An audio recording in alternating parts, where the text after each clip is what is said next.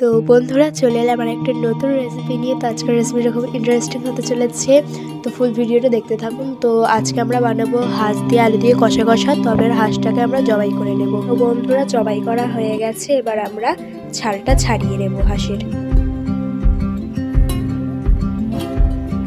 তো ছাল ছাড়ানো হয়ে গেছে, এবার আগুনে পুড়িয়ে নেব। ভালোভাবে যে ছোট পালকগুলো থাকে সেগুলোকে পোড়ানোর জন্য এভাবে করে নেব।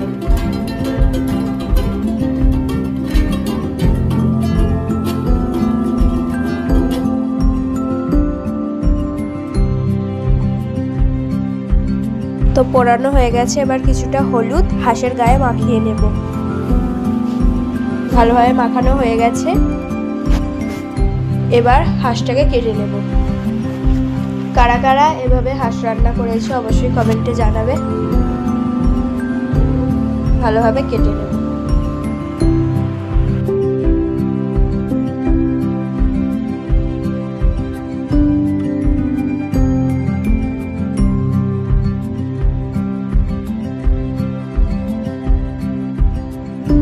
বন্ধুরা এখানে আমরা হাঁস রান্নার জন্য পেঁয়াজটাকে কুচিয়ে নেব।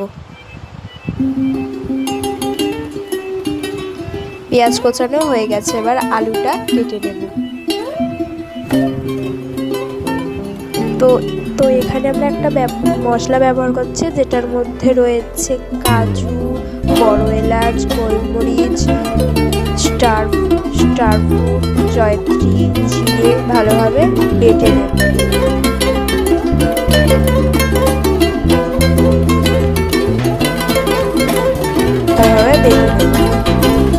মশলাটা পেস্ট করা হয়ে গেছে, এবার একটা বাটিতে তুলে নেব।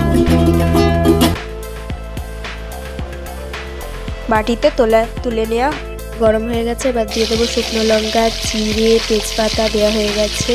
এবার দিয়ে দেবো আগে থেকে কেটে রাখা পেঁয়াজের ওপর দিয়ে দিচ্ছি লবণ দেওয়া হয়ে গেছে। এবার আদার পেস্ট, রসুনের পেস্ট, লঙ্কার পেস্ট, লঙ্কার গুঁড়ো, হলুদের গুঁড়ো দেওয়া হয়ে গেছে। ভালো করে মশলাটা থেকে যে তেল বেরিয়ে গেছে, এবার জল দিয়ে দিয়েছি। এবার আগে থেকে কেটে রাখা হাঁসগুলো দিয়ে দেবো। দেওয়া হয়ে গেছে, 5 মিনিটের জন্য চাপা দিয়ে দেবো। এবার আগে থেকে বেটে রাখা মশলাটা হাঁসের মধ্যে দিয়ে দেবো। দেয়া হয়ে গেছে, এবার দিয়ে দেব কাশ্মীরি লঙ্কার গুঁড়ো দিয়ে ভালো করে নেড়ে চেড়ে নেব। এবার আগে থেকে কেটে রাখা আলুগুলো দিয়ে দেব। আলু দেওয়া হয়ে গেছে, ভালো করে নেড়ে চেড়ে নেব।